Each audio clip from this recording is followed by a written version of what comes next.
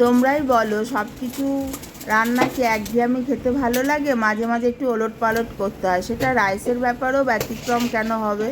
আজকে খুব পনির রাইস খেতে ইচ্ছা করছিল রেস্টুরেন্টের স্টাইলে। মেয়েটাও বারবার বলছে একটুখানি পনির রাইস করো, তবে আমি অবশ্যই নিরামিষ করেছি। তোমরা এটাকে পেঁয়াজ রসুন দিয়েও করতে পারো। তা প্রথমে গ্যাস ধরিয়ে গামলা বসিয়ে দিয়ে জল দিয়ে দিয়েছি, দিয়ে এলাচ দারচিনি লবঙ্গ আর রিফাইন তেল আর লবণ দিয়ে জলটা ঢেকে দিয়েছি ফোটার জন্য। যখন ফুটে এসেছে জলটা, তারপরে চালটা দিয়ে দিয়েছি। চালটা প্রায় 1 ঘন্টাখানি ভিজিয়ে রেখেছিলাম। এবারে চালটা দিয়ে ভালো মতো নাড়াচাড়া দিতে লাগবে, কারণ চালটা দিয়ে রেখে দিলে হবে না।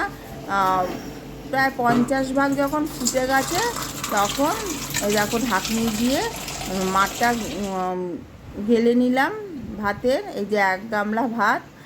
তারপরে গ্যাসে কড়াই বসিয়ে দিয়েছি, দিয়ে রিফাইন তেল, এই রান্নাটা রিফাইন তেলেরতেই হবে। তোমরা চাইলে ঘিও দিতে পারো, আমি ঘি দেইনি, শুধু রিফাইন তেলই রান্নাটা করেছি।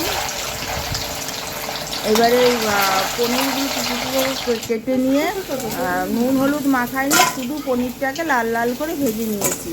নিয়ে ওই তেলের মধ্যে, তেলের পরিমাণটা বেশিই দিয়েছি একেবারে, সেই তেলের মধ্যে আদা কুচি দিয়ে দিয়েছি, কাঁচা লঙ্কা কুচি দিয়ে নাড়াচাড়া দিয়েছি। তোমরা যদি পেঁয়াজ রসুন দিয়ে খেতে চাও, তাহলে আদা কুচির সাথে কাঁচা লঙ্কা কুচির সাথে তোমরা রসুন কুচিও দেবে, আর তার সাথে পেঁয়াজ কুচিও দেবে। যেহেতু আমি নিরামিষ করছি, তাই ওই দুটো দিইনি, বাদ দিয়েছি।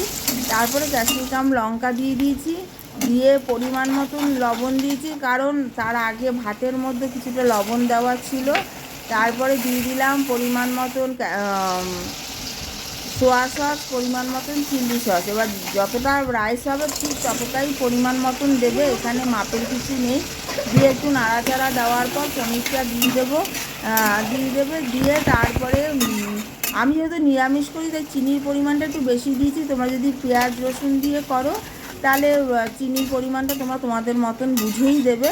তার বেশ কিছুক্ষণ নাড়াচাড়া দিয়ে তারপরে নামিয়ে ফেলে এবার গামলার মধ্যে নাড়তে অসুবিধা হবে বলে আমি কড়াইতে ঢেলে নিয়েছি।